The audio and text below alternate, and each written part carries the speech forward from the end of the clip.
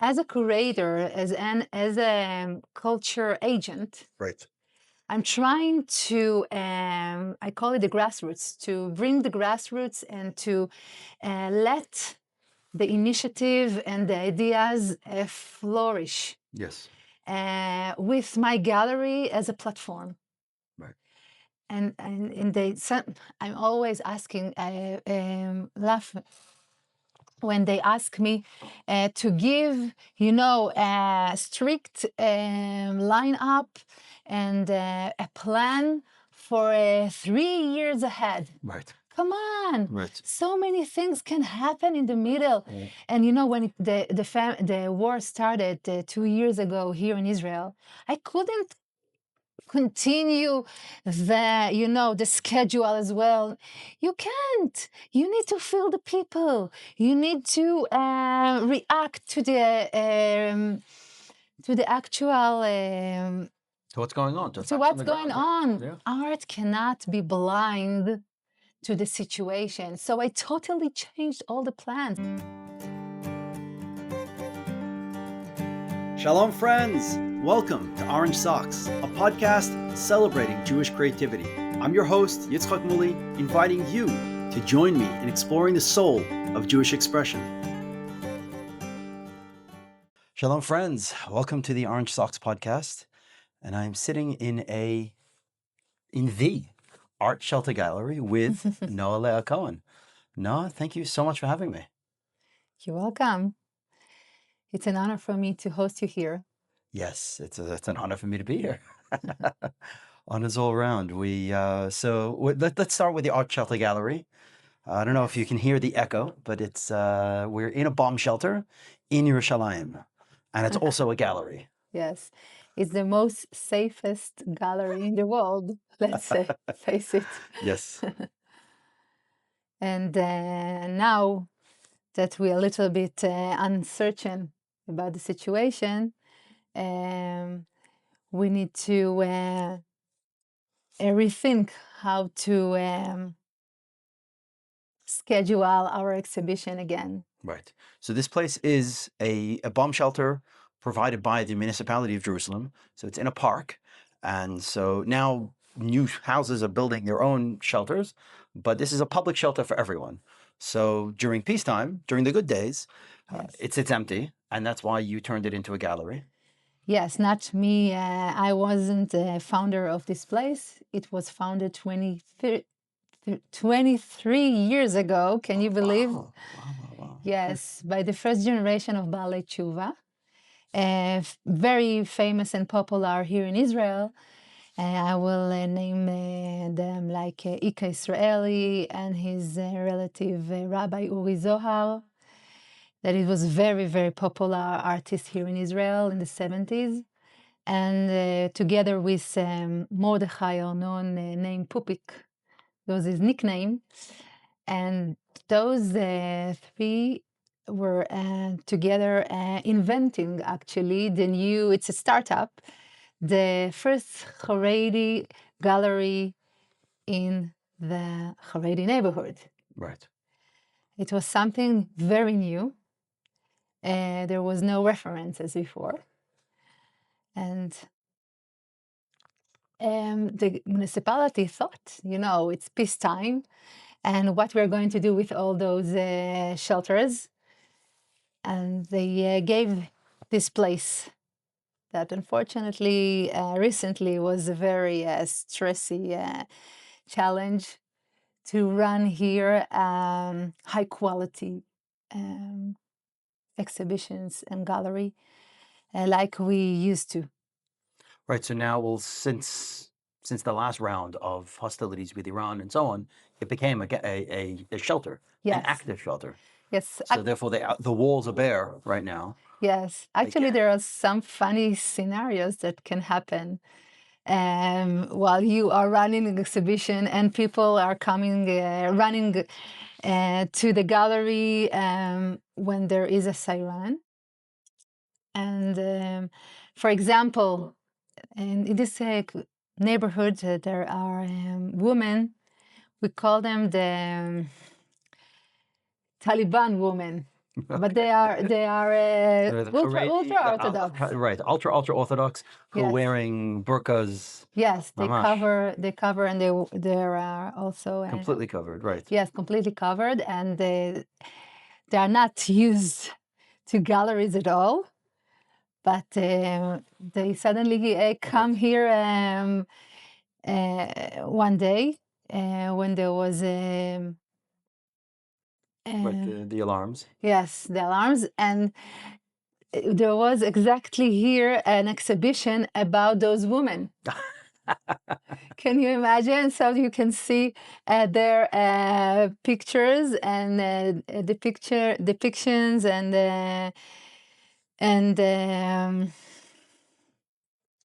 oh, It was details about them in positive light. I mean, you're saying you're calling them the Taliban women. It's not a very, it's not a it's not a compliment. no, there is another word in Hebrew. I don't know how to.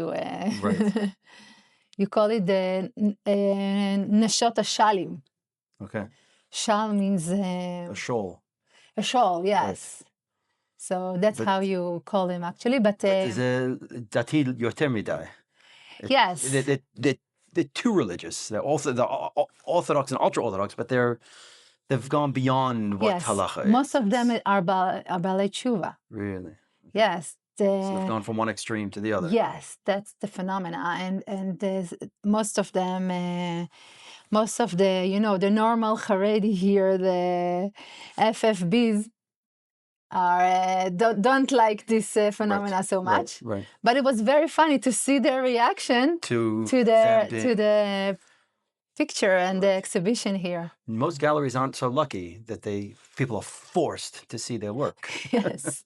You force them to come inside and be confronted by the art. Yes, but what's happened actually that this was very surprised, but mostly when it's happened, we take off Right, you take down the work. the works and we store them in our office. Because kids, I mean, how many people fit into a shelter like this? How many people? I have here events as well, and sometimes there are 80 or even 100 of people that Right. join our events. I found out that to do only exhibition doesn't work. Yes. You need to combine it also with different kinds of performance Right. events. We have here also workshops and literature as well. And we funded a new journal, poetry journal actually, women only, named Kol Shira, that I have opportunity to turn it also to a catalog and combine the art with the poet together. And we have a different and amazing initiative that we are working on. So the poetry journal is just Haredi artists, just female Women, women, Haredi poets, Jewish. Well, Yes. right. But I found out that if it's for women only, you can bring women from all different groups From Israeli society. from the Israeli society. And actually, our last journal was also from poetry from the States in English. It was bilingual, Jewish, English, and Hebrew as well. Right. And I think that this is time to connect Right. the Israeli art scenery with the So the community. political differences kind of move aside when it's just women? Yes, You find that? yes, yes. There's a powerful spirit Right. with women only. And also you find out that non-religious women admit that sometimes they feel much comfortable with women-only events Spaces, events. and right. in spaces as well. Yes, there are two different reaction Right. for that, but No, there's something, I take the religion out of it, but there's just something comfortable about being, just women, and same thing, just men. yes, There's it's a different energy. It's a different the energy. sisterhood. It's a sisterhood, exactly. Yes. Yeah, yeah. I'm in Israel at the moment on a birthright trip with a group of, actually, they're majority of Chabad rabbis, and it's a birthright volunteer trip where we're coming as a group, and we're volunteering, we're doing. And so one of the things we did is we were up in Tzfat and we painted a mural. So I got a bunch of rabbis, and none of them believed we could do anything beautiful. Sure not. But I have my ways, and we did, by the finished piece was very nice. So yeah, we got the brotherhood together. We got them to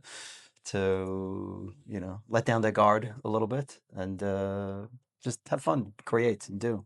Amazing. I mean, Tzfat has a bunch of religious artists, very, very talented. Sure. And I actually wrote my PhD on that group, and I named this genre visionary Jewish art, because most of them are interested with Chassidut and Kabbalah. Yeah. Kabbalah, Right. but not California Kabbalah, but real Kabbalah. Tzfat Kabbalah. Yes, Tzfat Kabbalah. The real, the truth, from the yes, source. for the source, and they're really Talmidei Chachamim and artists as well. Right.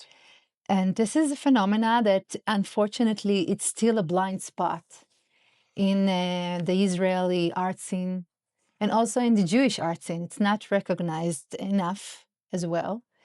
And I think their art is very unique and special. And people that are spiritual are invited to start their journey with those images.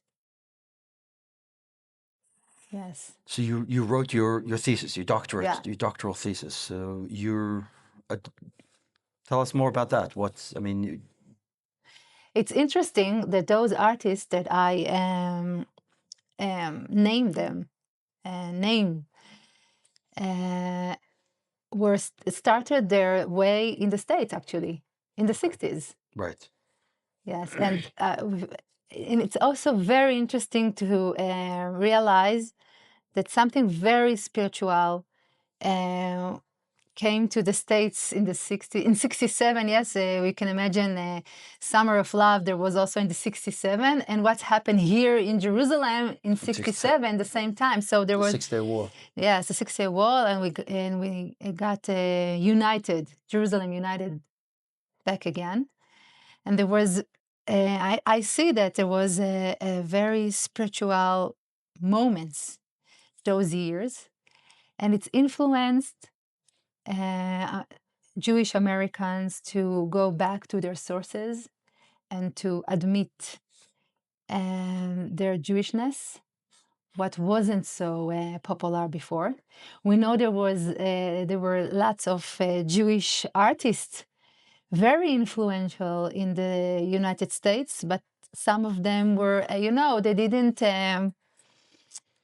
spoke about their Jewish. Right. They kept Yes, Judaism separate. and some of them changed their family name. For example, Rothko. Right. That there's no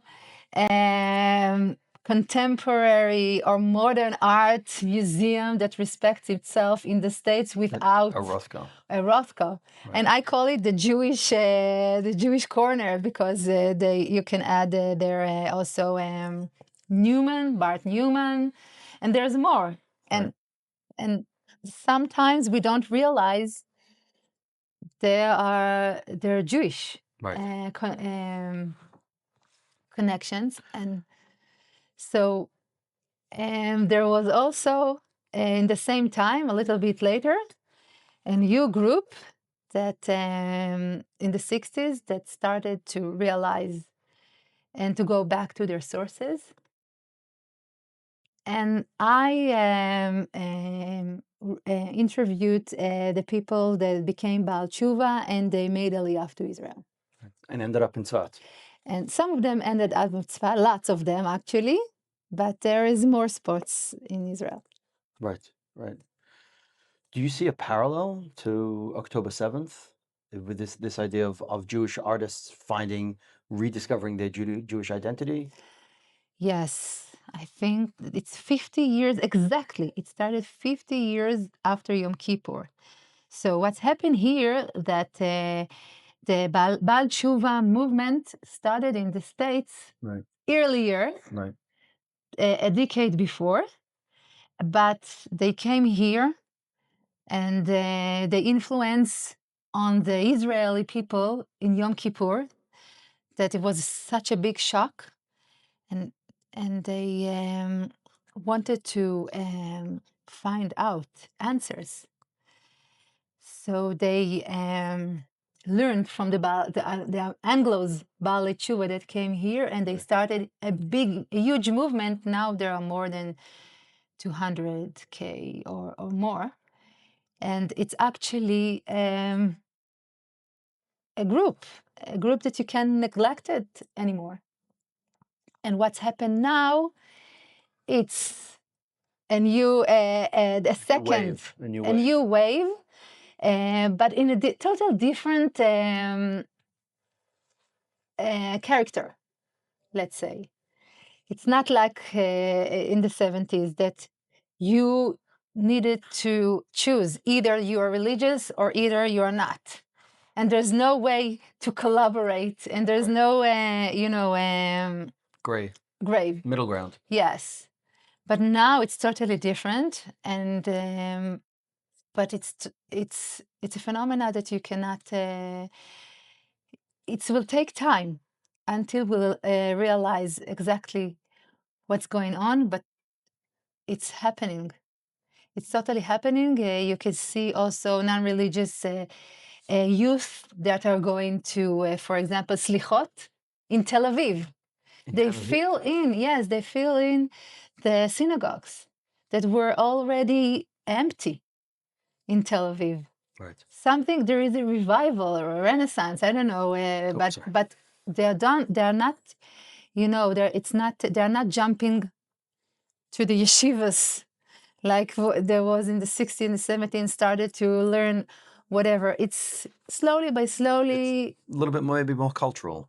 Yes, yes. But it's a step in the right direction. It's a beautiful thing to see, the line between the secular and the religious in Israel. That it used to be a very clear line. Yeah. And I remember I was part of a group of educators and experiential learning, and so they were educators from North America and from Israel. Mm-hmm. And I did my overflowing blessings activity, where it's a large cup, and pouring colors. And one of the ladies said that this is so beautiful. I want to take this home because it's not a mitzvah. What does she mean? Is that if it's a mitzvah, you bring it to your friends. You go, how can you do this? It's a mitzvah. That's a Haredi thing. Oh, now you're Haredi. You're doing this. Yes. She's saying this is beautiful because it's parov. It has all the meaning. It has all the joy. It has all the intentionality, but it doesn't have the confines of, that's a mitzvah that we're not allowed to do. And if you do it, then you're defined as them, and we don't want to be defined as them. So we can't. But this we can do. This we can get involved in. So even if it's these small steps, to hear that the shul is being filled up by the youth, in slichot, and it's a social scene, and everyone's getting together, and it's fun, and it's wonderful. But it's remind me like the Carlebach time. Yeah. And that's how he started the Tshuva movement. And also, this gallery is a place that people can connect it in the Israeli society because of that. It's not a synagogue, it's not a yeshiva, it's not a place that with strict habits that you need to do. That's what is very unique. And it's necessary. We need places like that for the Israeli society, as well the Jewish communities, to get along together. Right. Middle ground. Finding middle ground. Yes. Although, because it's in a Haredi community, in a neighborhood, you need to respect, but also what's happened here that I get lots of requests from Haredi artists to make here exhibitions and shows because there is a lack of galleries that can understand Right. the language. Right. Also, it's very interesting to mention that the TV series Shtisel Yes. was actually born here. It's happened to be an history site like Hollywood. So Shtisel, the inspiration for the show Shtisel comes from Yes. this space right here. Yes, no, literary, the scripture, Right. The script writers. the script writers, he was learning here art because it was, the one of the few places that a religious man can learn art that respects its ideology. Right. And he saw his name was Ori Elon, and he saw what's the Haredi artist here going through. And it gave him the inspiration to make Akiva Shtisel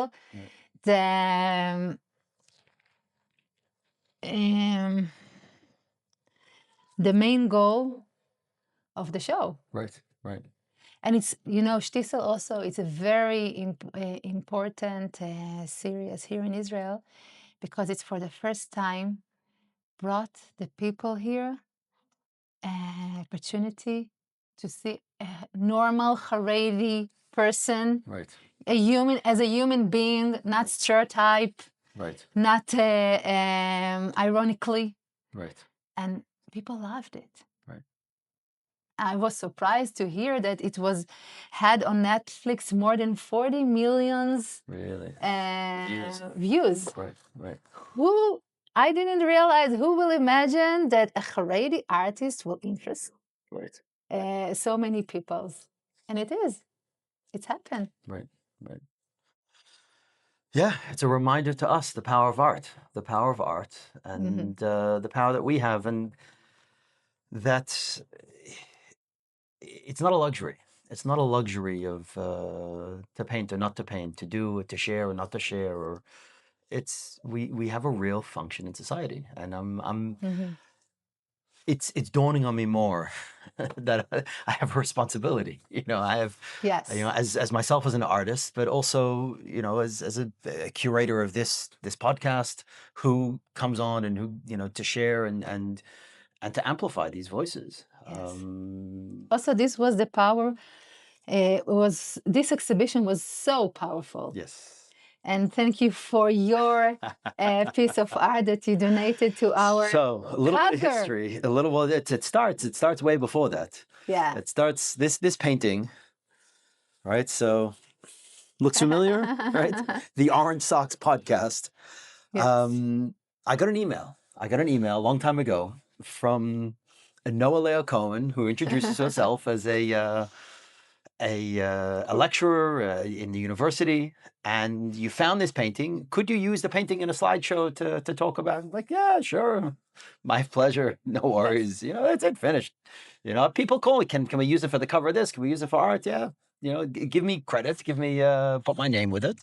But absolutely. And then this piece, if I understand correctly, inspired this show, Popthodox. Definitely. And this is also a new name in Jewish art scene, Right. Popthodox. It's how the Jewish Orthodox got influence from the pop art, for the American pop art. Right. And actually, it's something not only unique to the Jewish people, but different nations, minority actually communities from all over the world are speaking with the pop art and finding their identity through it. Wow. It's really interesting. And I found more than 50 artists from all over the world. They didn't knew each other. Right. And I named them Popthodox and was so moving to see you and your friend to this show meeting each other in the, at the opening. Yes, yes, And for the first suddenly time. find yourself not alone. Yes. The lonely artist, you know, yes. and suddenly find yourself part of a group. And the first things that I have done when I saw you, you remember? It was years ago. I asked you, please, I want to see what's the colors of the socks. They're not always the same. They're different. But no, I wear it. Yeah, this is part of Yes. my identity. This is my Yes. this is my self-portrait.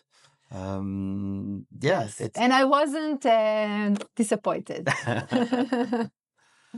Yeah, yeah. Popthodox, you know, really, I suppose pop art is a way of communicating Yeah. one's identity. And through humor, also Right. through humor, it's make the Jewish people connected, and you know, it's gets down the boundaries and the walls. And I think that humor has lots of power to bond ourselves back. Yeah. And it was for me, for the first time, that I brought to the general audience. It was a part of the Jerusalem Biennale, the Haredi art piece, and I was very surprised to see the feedback. From the Haredi community or from No, the secular community? From the secular community. The Right. good feedbacks. Right. They actually wanted to, you know, to pose Right. like you. So yes, exactly that. And really that show was a turning point in my work. Really? Because I don't know if I've ever told you this. No. Because until then, I make a painting, I put it on the wall, and you look at it and you decide whatever you feel about it. And I can tell you that this is what it means to me or whatever it is, but it's passive. The relationship is passive. When we recreated, so this is the original is 10 inches tall and 30 inches wide. We recreated it, the whole wall. So yes. like 30 feet wide, 30 feet long and 10 feet tall or whatever it is. And all these life-size figures, people stood with them and they wanted to get a photo together with that character wearing orange socks. And seeing people becoming a participant in the art was a shift. And from there, I started creating these interactive works, like the overflowing cup, this idea of bringing people into the process, that you're not a spectator, you're not on the outside looking. Yes, you're not passive. You're not passive. It's an active relationship, and creating murals together with inviting other people into the process. Just describe the rabbis who never picked up a spray can really, to create something. Yeah. And here they are, they're painting. I got them to paint, and we made something beautiful. And they're going to remember that. They're going to remember their involvement. Yes. They're going to remember what they painted. And okay, they already buy into the meaning. But when I go to a high school somewhere, I go to a camp, and they spray. That's my aleph. That's my shin. That's my participation. This is my letter. That's my letter. Yeah, that's me. That's me Yes. on the wall. Wow. And it was through watching people react to the piece and want to be part of the piece. Mm-hmm. It took a while. It simmered for a while, but there was that realization, that shift, of. First of all, thank you for sharing with me. Yeah. I really, as a curator, as a culture agent, Right. I'm trying to, I call it the grassroots, to bring the grassroots and to let the initiative and the ideas flourish. Yes. With my gallery as a platform. Right. And I'm always asking, laugh when they ask me to give, a strict lineup and a plan for 3 years ahead. Right. Come on. Right. So many things can happen in the middle. And when the war started 2 years ago here in Israel, I couldn't continue the schedule as well. You can't. You need to feel the people. You need to react to the actual So what's going on? to what's going on. Yeah. Art cannot be blind to the situation. So I totally changed all the plans. I know that, in America, it's very strict and you need to follow the... No, big museums are 4 years out, Yes. 10 years out. But yeah, you have to. The gallery here is, I call it a social gallery, a contemporary Jewish social gallery, in terms that it's connected to the community. It's feel what's going on, and it gives its feedback and reflection with colors and shapes and lines. That's how I started a new project that I'm very proud of it. It's called Comics Kite. It's the Haredi Comics Exhibition. And we just launched our 8th exhibition. And what's happened is that it's an amazing phenomenon, the Haredi comics here in Israel and also in the States as well. And I'm looking for more artists when I'm going to the States. And I'm given an opportunity to show their work not only in squares, in little books, Right. but in huge scale, like you mentioned, that it's made you something refresh in your work. And also, I show those exhibition in a special timing. Right. And Ben Azmanim. During vacation. During the yeshiva vacation. Right. So there's opportunity for Haredi families. Here there are lots of, they have low socioeconomic situation. So they can come here for free. Right. Sometimes families with 9, 10, 12 children, and they enjoy their time here so much, and they can have an amazing show. And for me, the only thing that I'm a little bit disappointed, not disappointed, but sad of, is that I don't have much huge Space to host Right. all the people that want to come. Right. I can make it, the whole, I can fill the MoMA. Right. Really? Ben Azmanim, we need to partner with the Israel Museum, Ben Azmanim, to do the Yes, I have a vision comics show. to establish here not only a children's museum like in 770 Brooklyn, but a whole Orthodox museum that people from the States or even tourists, sometimes we host tourists for a special program named Shabbat of Lifetime in our home. And when they hear that I'm dealing with art, they ask me, but tell us, please, lady, what is unique about the art of the natives? Right. Some of them are not Jewish Right. even. And I understand the question, because when they're going to, regular museum here, even here in Israel, it seems very Western. Right. Very, contemporary art. And suddenly I understand they're willing to find what is unique about the Jewish art. They want to hear our uniqueness, our vision, our goal, they're expecting, and we need to give them their expectation. Yeah. And so how do you answer that question?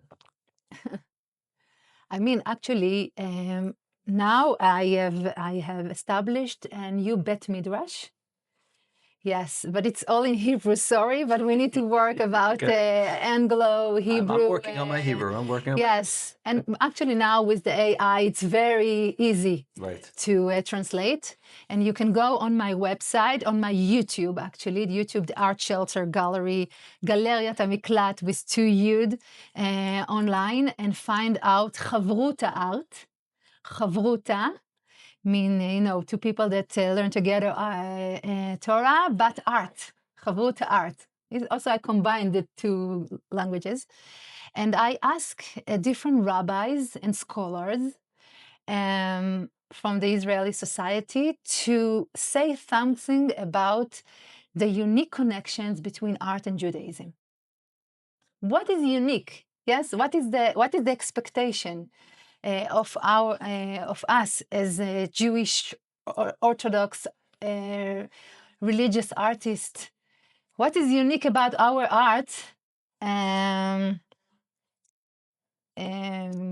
compare Right. others? And we just launched now the first 8 lectures, and I'm working, and my vision is to continue and also have articles about this. Right. And each one gave a different angle about this, about the connection. I think that this is part of our generation. This is the goal of our generation, to find out. We're now in the abundance time. We have much more free time to create, to dream. Yes, you know, we are a 3rd generation after the Holocaust, and we have this priority. But it's not just for our sake or for our fun. Right. We need to find out the goal and the mission of this special language. And this is also what the gallery is dealing with as well. It's amazing, and it's it's so awesome. But what I love about your work is that you're coming at it also from an academic perspective. It's not just social. It's not just, oh, this is responding as the gallery does, responding to what's around, and kind of I live in my little bubble. I mean, I try to get out there, but it's not. I don't live in context to what's around me or to what came before me or how we fit into Western history and Western art, and you know, and Yes. I just do. I'm just going, and I'll work it out later. But the perspective that you're coming with is Yes. it gives it more chashivut. It gives it more importance. It gives it more grounding. It gives it more And the perspective also. right. You give the perspective, and it demands that it's respected. That it's a real. It's not just a few. Yes. It's not a bunch of kids in a in a But in a gallery unfortunately, we need to work more that museums, and also Jewish museum, will recognize right.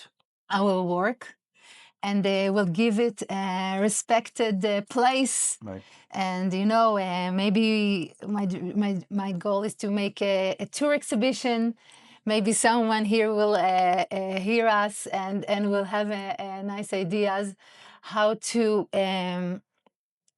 give the Jewish population and the world as well opportunity to get along with those works and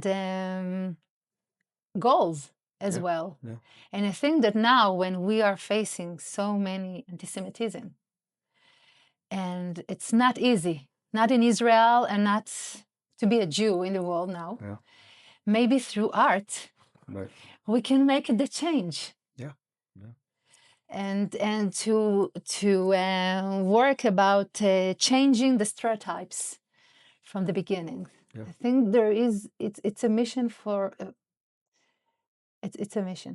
That's a mission. So I'll share this with you, and and I haven't. I want to show you. You asked me for 3 artist recommendations. Yes, well, we'll get to that at the end. Okay. If we got time, but I want to share this along the lines of what you're saying. Is Rami Ozeri, who's the director of the Biennale, he challenged me, and he said, because I submitted something for the Biennale for myself, my own work. And he said, it's wonderful, but you're alone. You're just you by yourself. He said, you need to create the Chabad Art Collective. That is my So that's specialty. Right. First of all, my MA dissertation and my PhD dissertation, they were all involved with the Chabad. And actually, Rami Ozeri knew you since I brought you to the Biennale. So I'm really happy that it continues.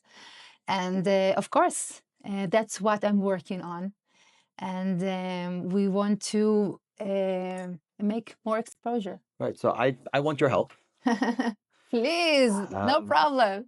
to create, and I want your help to create a.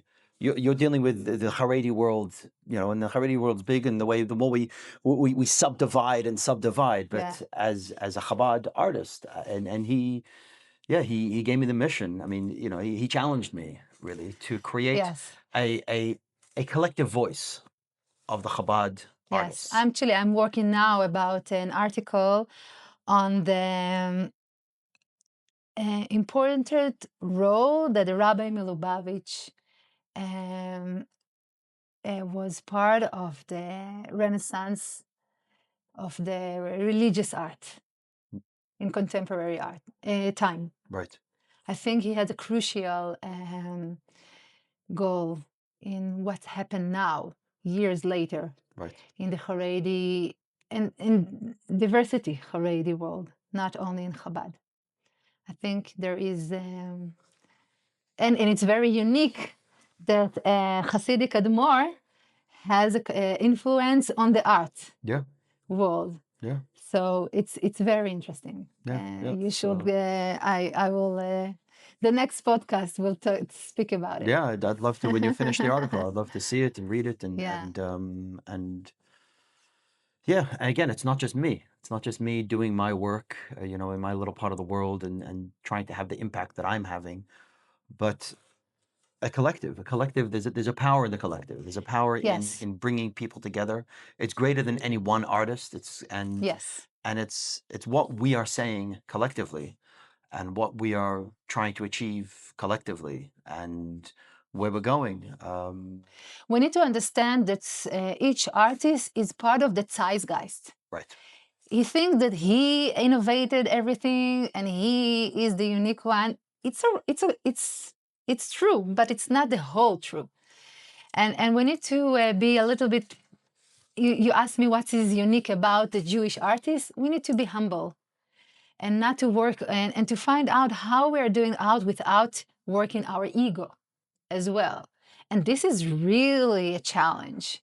And this is something that I found out when I were in a journey, an academic journey last year as part of my postdoctoral at Brandeis University. I came to interview women Haredi about their self-portraits. And on the way, I interview more and more Haredi artists that I didn't knew before. And here from Israel, I couldn't reach even. Right.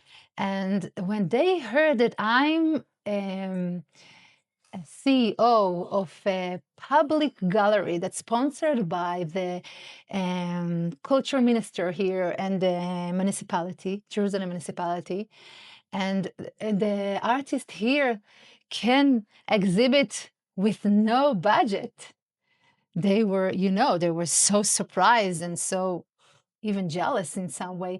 And I understand that this is the part of being the house of those artists and a hub that people can get along, have different ideas together. And there were some group exhibition that were created here that couldn't create it any other places. Right. Right. And so, like we have community, and you have to have a minyan for tefillah. I think that artists need this hub, this networking. It's crucial for going to the next level. Yeah. For getting out of your bubble, as you mentioned. Yeah. And that's how I see my part as a cultural agency here in the gallery. And I'm willing not to, be only in Jerusalem, but to get connection with more artists all over the world and find out the connections between the arts, the different arts, and how it's going and how it works together as well. Yeah, it's a lofty mission. Yes. It's a lofty goal, but you've been doing this for how many years already? 10 years, 10 years. decades. Yeah. Yes, yeah. unbelievable. But now I feel that I'm in my glass ceiling. Glass ceiling. Glass ceiling, sorry. Mm. I'm with the glass ceiling. I'm looking now for people that will willing to join me to establish, you know, a big place, Right. huge Well, place. you have a concrete ceiling. Yes. Maybe it's time to Not break, under the ground. Not under the ground, to break out. Yes, Yeah, to break out, to go up in Jerusalem and to have branches all over the world, maybe. I think there is, we can make it, we can do it together, and to bring it to the next level of in the Jewish art history, to make it history. Right. Yes. Okay. But I'm looking for partners. I'm in. I'm in. Yay. Yes. I have the first one. And no, I must mention that we had here more than 200 exhibitions. Listen. Right. And then we had here we showed here more than 400 artists. And I get calls 2, 3 in a week. And we had more than 50,000 visitors. So we did already it's having an a revolution. Right. But we need now to go to the next level. Amen. Absolutely. Yep. Mm-hmm. Okay. Yes. To be continued, for sure. Okay. So we close out with 2 questions. Yes. Question number 1 is, who are 3 creatives, Haredi creatives, that you think the audience should know? So I start with the Chabad artists. Okay. Liora Tali-Mazig, that had her first solo exhibition in my gallery. And you need to understand, it's so important for an artist here in Israel to get a solo exhibition. It's not easy at all in a recognized institution, because that's how you can apply for prizes and to get more and more recognition. Right. And also budgets. Right. That's how it's going here in Israel. Right. So part of what I'm doing here is to give opportunity for very talented artists that I believe that can, break through. And there were some of them that had, after a show here, an invitation from the Israel museums or from the artist's house here in Jerusalem, and got good high-level invitations. And they were able to continue their career. Also, we have here, she was part of our special workshops that we're doing each year for a talented artist, Haredi artists, that most of them are not part of the cholent, of the artist cholent, from the closed club. Right. Unfortunately, that we have here in Israel, that the artist can bring his friends artists, but someone not from his agenda is getting outside. So I established special workshops for those artists. You can be very talented, but it's maybe, it, 50% of your career or 30% of your career. All the rest is how you're doing PR, right, and how you make connections. Yep. And this is something that you needed to get taught. So Liora Tali-Mazig she's amazing,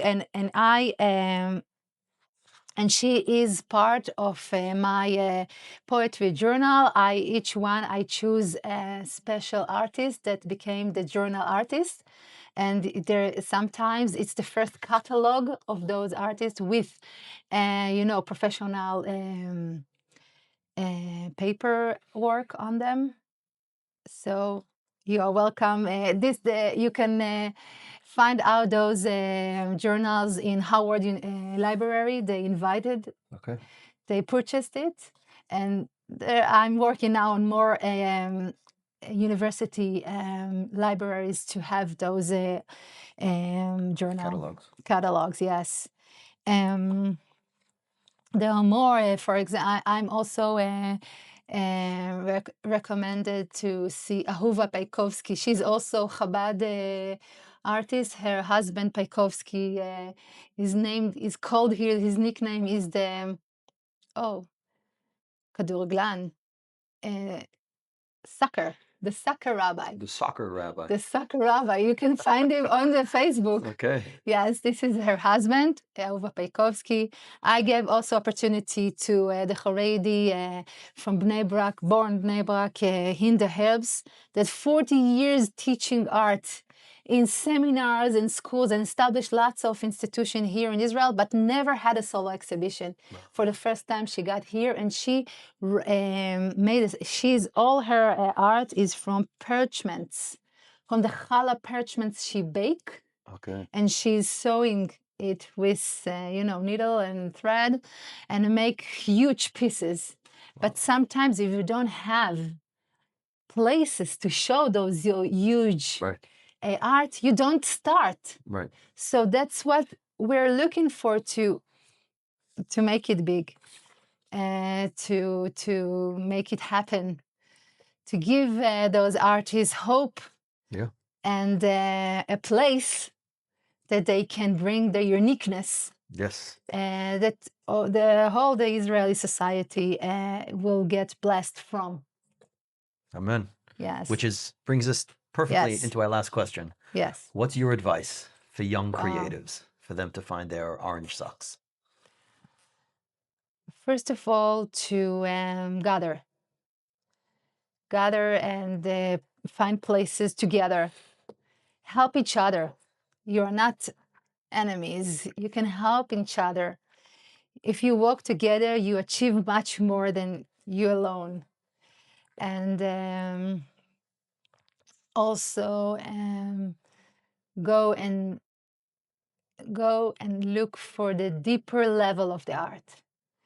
It's very challenged now. The art is shallowed, unfortunately. I'm looking, when I was in the tour in the States, I went to more than 50 museums. And I found out that my neshama wants much more. Much more. It's still, I felt that I stayed very thirsty. And there is, of course, I don't want to say everything is shallow. No, there is very deep, but you need to really work hard. Scratch the surface. Yes, scratch the surface. And now it's very temptative to make shallow art. Right. Because it's very easy and it's very, it's look good on the social media.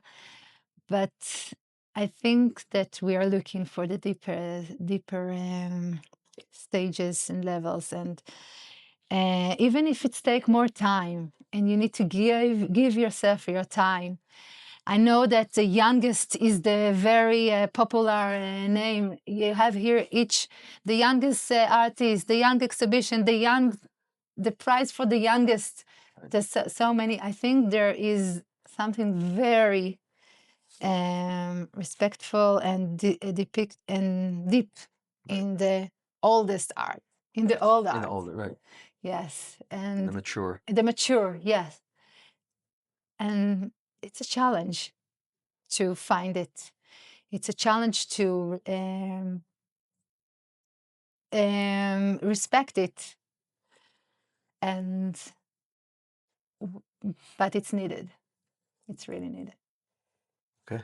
To be continued. Definitely. Noa Lea, thank you very much. Next time you are coming, you are visiting my museum. Okay. Amen. Be'ezrat Hashem. Be'ezrat Hashem. היום נעשה משהו בלתי נשכח